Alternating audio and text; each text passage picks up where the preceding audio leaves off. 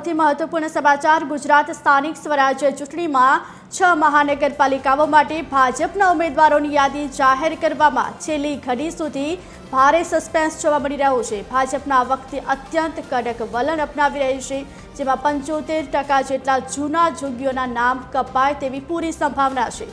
પક્ષની નવી માર્ગદર્શિકા અને રોસ્ટર પ્રણાલીના અમલને કારણે અનેક દિગ્ગજ નેતાઓની પૂર્વ કોર્પોરેટરોમાં ફાળ પડી છે। વરિષ્ઠ નેતાઓની ટિકિટ કાપ્યા બાદ પેદા થનારા સંભવિત અસંતોષને ખાળવા ભાજપ નેતૃત્વના અત્યારથી જ વ્યૂહરચના ઘડવામાં આવી રહી છે। નવા અને શિક્ષિત ચહેરાઓને સ્થાન આપીને એન્ટી ઇન્કમ્બન્સી દૂર કરવાનો ભાજપના મોટો દાવ માનવામાં આવે છે। આગામી કલાકોમાં ગમે ત્યારે યાદી જાહેર થવાની શક્યતા છે, ત્યારે 6 મહાનગરપાલિકાની યાદીને લઈને હજુ પણ સસ્પેન્સ યથાવત છે। જો કે હાલ જૂના જોગીઓના નામ કપાય તેવી પણ પૂરેપૂરી શક્યતા છે, કારણ કે ભાજપ દ્વારા જો કે 6 મહાનગરપાલિકાની યાદી હજુ પણ જાહેર કરવામાં આવી નથી। સસ્પેન્સ હજુ પણ યથાવત છે। નવી માર્ગદર્શિકા પ્રમાણે જૂના જોગીઓના નામ પણ કપાઈ શકે છે, ત્યારે અનેક નવા ઉમેદવારોને પણ જો કે તક મળી શકે છે।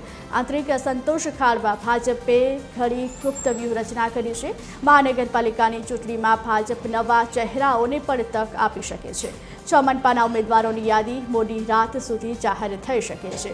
હજુ પણ નામને લઈ અને સસ્પેન્સ યથાવત છે। 6 મહાનગરપાલિકામાં ભાજપની યાદી અંગે છેલ્લી ઘડી સુધી સસ્પેન્સ યથાવત છે। ભાજપમાં 75% જેટલા જૂના જોગીઓના નામ કપાઈ શકે છે।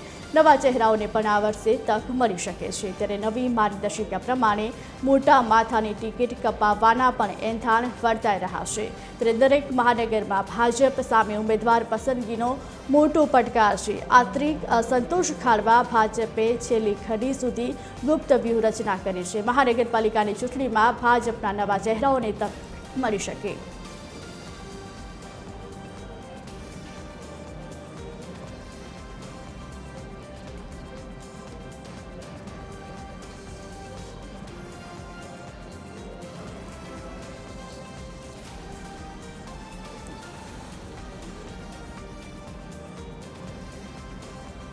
વધુ વિગત સાથે સુરતથી અમારા સંવાદદાતા દેવેન ચિત્તે જોડાઈ ગયા છે।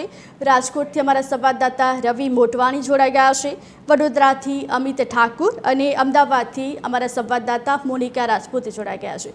જે મોનિકા, આવતીકાલે ઉમેદવારી ફોર્મ ભરવાનો છેલ્લો દિવસ છે, પરંતુ હજુ સુધી ભાજપ દ્વારા ઉમેદવારોની યાદી જાહેર કરવામાં આવી નથી। છેલ્લી ઘડી સુધી સસ્પેન્સ યથાવત છે, ત્યારે આ વખતે જો નામ જાહેર થાય તો કયા જૂના જોગીઓના પત્તા કપાઈ શકે? કરવામાં આવે તો જે સ્થાનિક સ્વરાજની જે ચૂંટણી જે છે તેની તૈયારીઓ જે છે શરૂ કરી દેવામાં આવી છે। જે અમદાવાદ મ્યુનિસિપલ કોર્પોરેશનની જે ભાજપની જે બેઠકો પર જે 192 જેટલા ઉમેદવારો જે છે હજી સુધી તેઓના નામોને લઈને હજી સસ્પેન્સ રહેલું છે।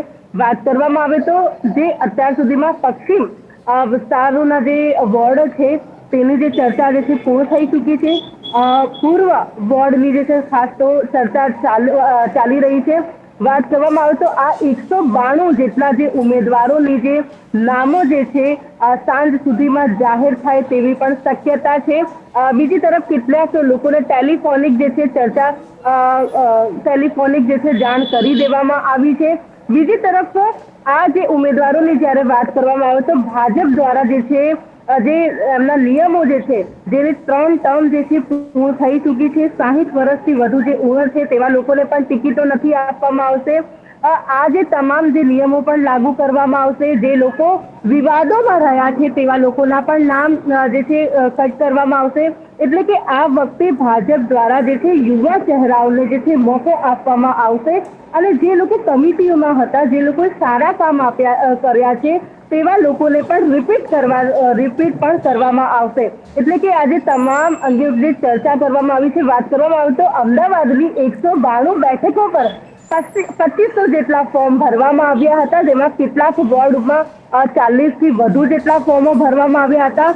છેલ્લે ઘડીએ જે છે 12 જેટલા, દરેક વોર્ડમાં 12 જેટલા નામોની પસંદગી કરવામાં આવી હતી। હવે એ 12 નામોની પસંદગી કર્યા બાદ એ 12 નામો પર ચર્ચા કરવામાં આવશે અને છેલ્લી ઘડીએ એટલે કે જે 4 નામ, એટલે કે એક વોર્ડમાં જે 4 ઉમેદવાર હોય છે એટલે એ 4 નામ પર મોહર લગાડવામાં આવશે।